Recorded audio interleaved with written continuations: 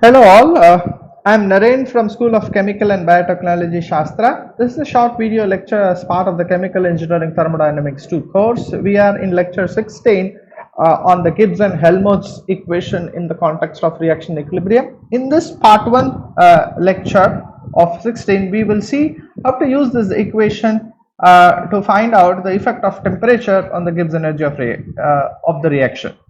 So what we know about as a criteria for reaction equilibrium is the summation of weighted partial molar Gibbs energy. The weightage is in terms of the signed stoichiometric coefficient is 0. Then if you compare the partial molar Gibbs energy with respect to the Gibbs energy of a pure component, so this is the Gibbs energy of the component I, then we end up in an equation that delta G R naught is equal to minus RT ln K. Now here the word naught refers to the temperature base at which this pure component Gibbs energy is calculated. So that means this naught is typically at 25 degrees Celsius, but one can also compare similarly, then that means Gibbs energy of a component in a reaction system. So this could be at the reaction temperature, and this can also be compared similarly with the pure component Gibbs energy. The pure component Gibbs energy also can be taken at the same temperature as that of the reaction temperature, and one would land up in a similar equation that delta GR is equal to minus RT ln K. Here the T will be the reaction temperature. So I hope you can note down the difference. The difference is in the terms of the T in both this expression. In this first expression, the reference is made with respect to the pure component Gibbs energy evaluated at the reference temperature, whereas in the second expression, the temperature is primarily because the pure component Gibbs energy of the reacting system is also at the same reaction temperature, so it is changed. Now this bothers to the question how to know GI at T. So because primarily the tables are available at the standard state, so how can one know the Gibbs energy of a component at any other temperature other than the standard state temperature? Or in other words, we can ask how to evaluate the Gibbs energy of the reaction at temperature T. So this is primarily the question. So one needs to know how Gibbs energy of reaction will vary with temperature if we need to use this expression to find the equilibrium constant. Because if we can find the Gibbs energy of reaction as a function of temperature, then we can use this expression and find the equilibrium constant. So to do this, let's take the Gibbs Helmholtz equation. So we are going to see the Gibbs Helmholtz equation, right? We know G is equal to H minus Ts. So that means if we say G by RT, and if we ask for the total derivative of the term G by RT, this can be written as 1 by RT times dG minus, so you can keep G as constant and differentiate the T, so which will be R minus 1 by T square into dt. So this is how the total differential looks from max. We also know that for a given system, closed system, dG is VdP minus SdT. So now you can substitute for G in this place. So this G can be substituted over here, and this dG, whatever you have here, can be substituted in terms of equation. So we are going to substitute this over here, and we are going to substitute this over in this place.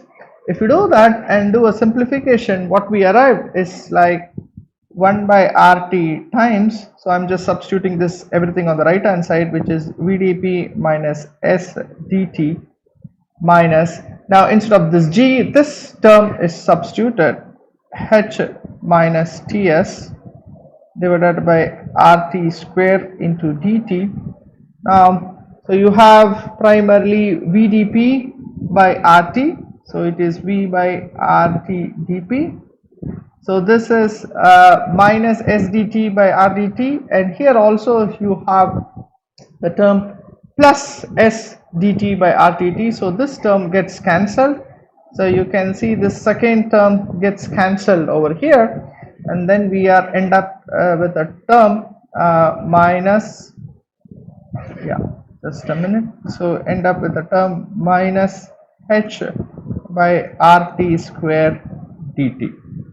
So this is what we get as G by RT as VdP minus H by RT square. Now at constant pressure, so if you suppose keep pressure as constant and then only think in terms of variation with respect to temperature, what we see is the differential of the term G by RT as a variation with respect to temperature at constant pressure is primarily this term as minus H by RT square. So this is known as the Gibbs Helmholtz equation that gives you how the Gibbs energy varies with respect to the temperature. So the variation of Gibbs energy with respect to temperature is related primarily to the enthalpy of the system. Now this is for a single component closed system, so that's what we have written. We are just going to extend this to a multi-component system and then see what happens. So let's take the equation. So we have here at constant pressure, so suppose if the system pressure is going to be a constant, so that means instead of writing the partial derivative, I am just going to write it as total derivative. So, or it's a fixed pressure. If I'm seeing the relation, it is Gi by RT for component I in the system, right?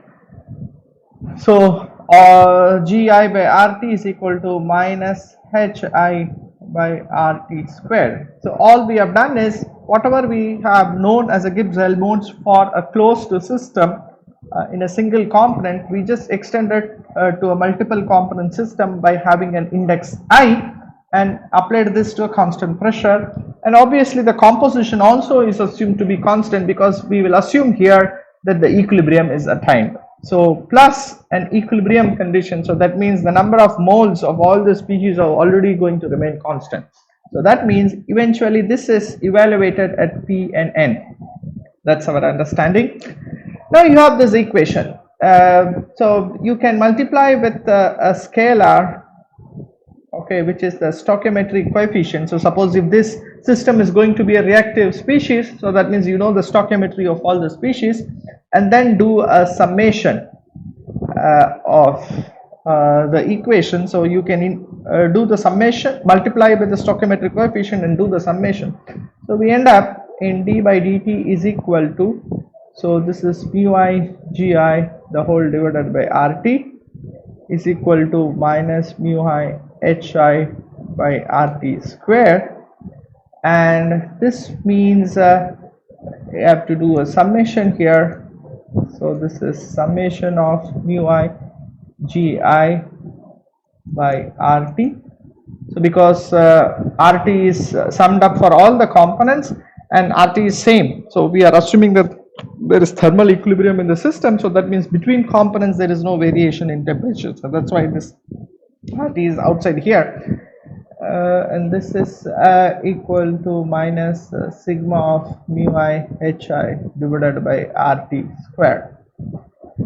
Now you know this term which is there in this parenthesis is the Gibbs energy of reaction, and this term is primarily the enthalpy of reaction.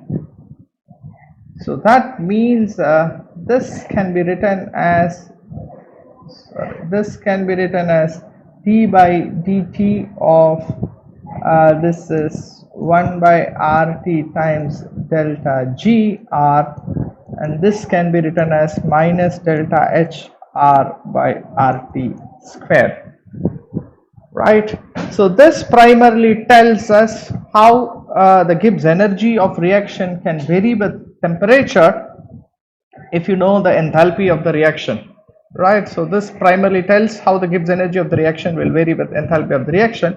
Now just take the condition from reaction equilibria, what we know as delta GR by RT. Delta GR by RT is ln K. So if I use the expression that delta GR is equal to RT ln Ka, if I use this relationship here, I end up is, so this is minus, sorry, delta GR is minus RT ln K. So if I use this here, it comes to d by dt of minus ln Ka is equal to minus delta HR RT square, or eventually it gives d by dt of ln Ka is equal to delta HR by RT square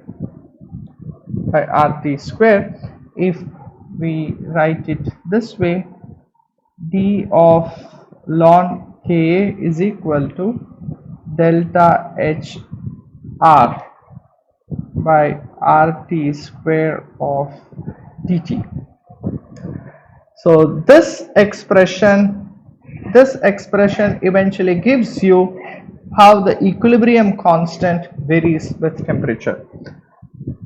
I'll end up the video here and I'll continue further on how this can be integrated to derive useful meaning. So what we saw in this short video are the two expressions. One is the Gibbs Helmholtz reaction equation, so that means which tells how the Gibbs energy of the reaction can be related to the enthalpy of the system, and thereby you can know how the Gibbs energy varies with respect to temperature. If you use this for the principles of a system in reactive species which have attained chemical equilibrium, then we can eventually write that d by dt of delta GR can be related to the enthalpy of the reaction. So what we learned is we can relate the change in delta GR as primarily a function of delta HR and T. So this is what we have seen as part of this short video. Thank you for your good attention.